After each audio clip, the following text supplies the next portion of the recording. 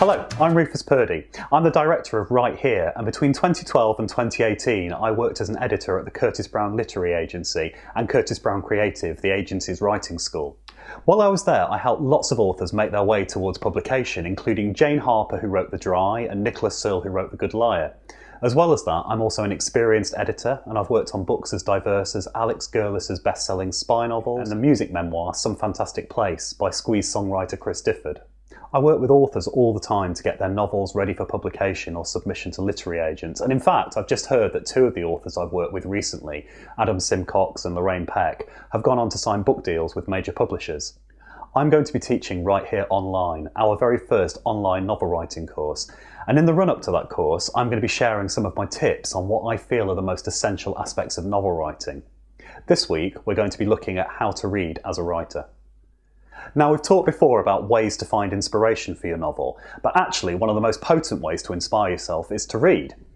A serious writer should be analysing what other authors are doing in their work. Think how often you've read a book that you've enjoyed and then afterwards try to tell your friends just why it was so good. You might have had a vague sense of what made it work so well, which was possibly something to do with the tone of the novel or a particularly memorable character, but you probably struggle to think of specifics. To really understand how an author has pulled off a story you've enjoyed, you need to be fully aware of the decisions that they've made along the way. So, how do you begin reading as a writer? Well, the best place to start is with a novel that you really love. Read it again. When you read a novel for the second time, you already know what's coming, so you can be less passive in your consumption of it. You can focus in on the techniques the author has chosen to use and the decisions they've made along the way. Here are some of the things that you should be looking out for. Which voice is the author using to tell the story? Is it related in a detached way, simply giving us the action and building characters through dialogue and the way they interact with others?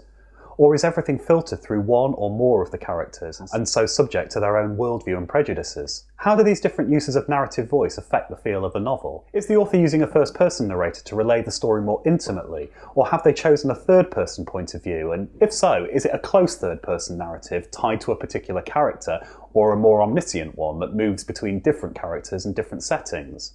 Ask yourself what the implications of each of these decisions are, and whether the novel would work as well, or actually if it would have been better if the author had made a different choice. Why is the author choosing to begin the story where they do?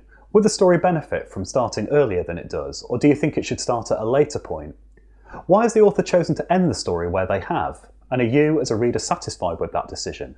Could the ending have come earlier, or does it perhaps drag on a bit? Has the author answered all the questions they've posed throughout the novel? Have they played with your expectations, or have they in fact subverted them? Look at each scene in the novel. Does it drive story forward, or does it develop character? And if not, what justifies its inclusion? What is the author doing that makes you want to read on? Are they using cliffhangers at the end of each chapter? Are they introducing questions into the story which you must absolutely find out the answers to? How are they creating tension and suspense? Are they using backstory?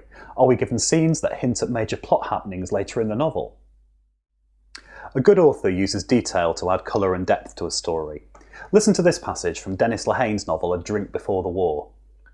Brian Paulson was rake thin, with smooth hair the colour of tin and a wet, fleshy handshake. His greeting was a nod and a blink, befitting someone who'd stepped out of the shadows only momentarily.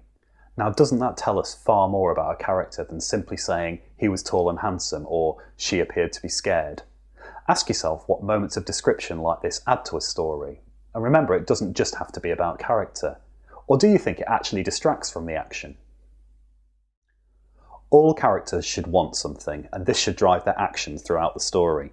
This want could be trivial. Think about Bertie Wooster trying to avoid angering his aunt. Or it could be huge and all-consuming, such as Hilary Mantel's Thomas Cromwell, who wants to destroy Anne Boleyn and her lackeys to avenge the death of his mentor, Cardinal Wolsey. Are the wants of the characters in the book you're reading clear to you, or could they have been better defined? Has the author given each character enough unique specifics so you can clearly tell them apart from each other? Do they speak in different idioms, think in different ways, have different character traits?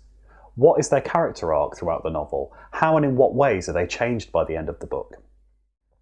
An author needs to make their characters' dialogue feel real, yet they must dispense with all the ums, ahs, half-finished sentences, interruptions and cliches that we use in real conversation in order to make it comprehensible.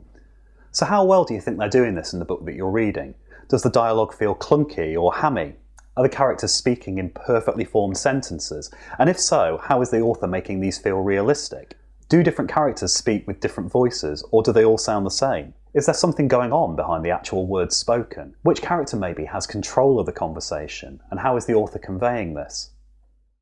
There are so many things to look out for when you're reading as a writer, and by interrogating the work of other authors, you can gain a greater understanding of the tools they're using to make their stories as good as they can be, or as strong as they can be.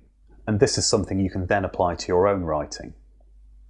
I'll be going into lots more detail about how to read as a writer, as well as all the other essential aspects of novel writing, on our Right Here online novel writing course. Now that course lasts for 8 weeks and costs just £99, and you can enrol now by going to writehereuk.com and clicking on Creative Writing Courses.